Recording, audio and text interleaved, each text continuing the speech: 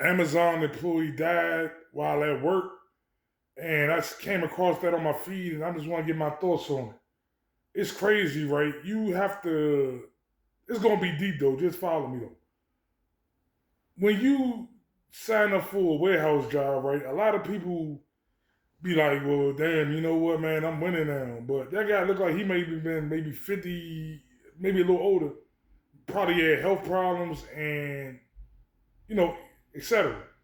But in the economy that we have now, a lot of times we don't have a choice of where we work. We fill out a lot of applications and it's like whoever called first. So that could have been just the first job that reached out to him.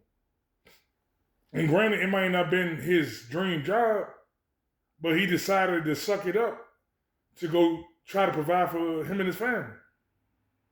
And it's sad, man. Like they said, he passed out. Somebody tried to, give him chest compressions. They called the ambulance, and then the manager was like, "Man, get back to work, slave." Like he ain't care. That guy was sitting there dying, man. They don't know what type of emotional distress that causes on people or whatever.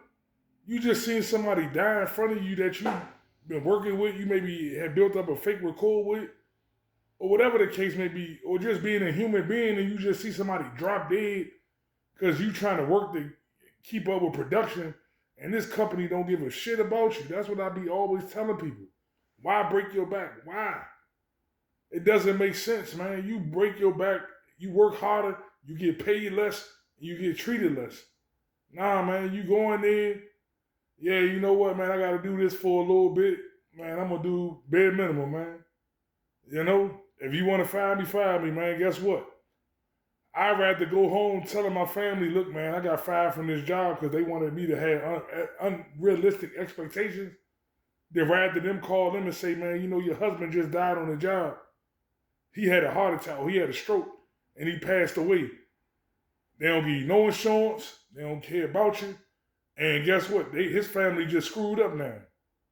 Maybe he was the only breadwinner. That's why I tell people though, man, it's like when you really sit back and think about it and look at how things be messed up, it's hard to even fathom it. Because it's like when you think about it, you be like, that's not even how normal society works. But this ain't a normal society. This society, like I always tell people, they don't care about what you're going through. They don't care about if you're old. They don't care if you got put out your house. They don't care if your kids got taken away. They don't care. Like this society is cutthroat. I was ordering something from DoorDash about maybe a month ago because my counselor had threw me some dollars. I'm going to get some breakfast. So I'm out there waiting on the food, chilling. And a lady pulls up and she's maybe 70 years old. And I just thought to myself, damn, this is the condition that this country got people in there. A lady that's 70 years old having to pick up DoorDash orders just to survive out here. And I felt really bad for her, but then it had me thinking, like, that's just the new way it is. It's like, I could be mad about it, I could be upset about it, I could say, damn, why is it like this? It's not going to change nothing. Because so many people losing their jobs, the only other source of income that a lot of people got is going to gig economy. Spot, DoorDash, Uber Eats, Lyft, Uber. Then you got maybe an older car, so guess what? You trying to just survive doing the gig app, and then your car break down because you didn't maybe put 20,000 miles on it, then your car break down, and guess what? You can't afford to get a new car. You can barely afford to pay your bills. So now you don't got a car now. You done lost your house, you done lost your car. So I understand people go through it. But I understand too in the sense that, man, you got to do what you got to do. So granted, I don't want to put no extra miles on my car, but what other choices am I left with? Let's say you get fired from your job, you go file for unemployment. That's one thing they don't tell you. There's no guarantee that you're going to get it. A job will try to lie on you, make up something to try to get your claim denied, talk about gross misconduct or whatever the case may be. And that's what you have to deal with. So let's say your unemployment get denied. Now you got to go try to figure it out. So I feel for people, man. I understand, man. It's a cold world out here, man. I feel bad for that guy, though.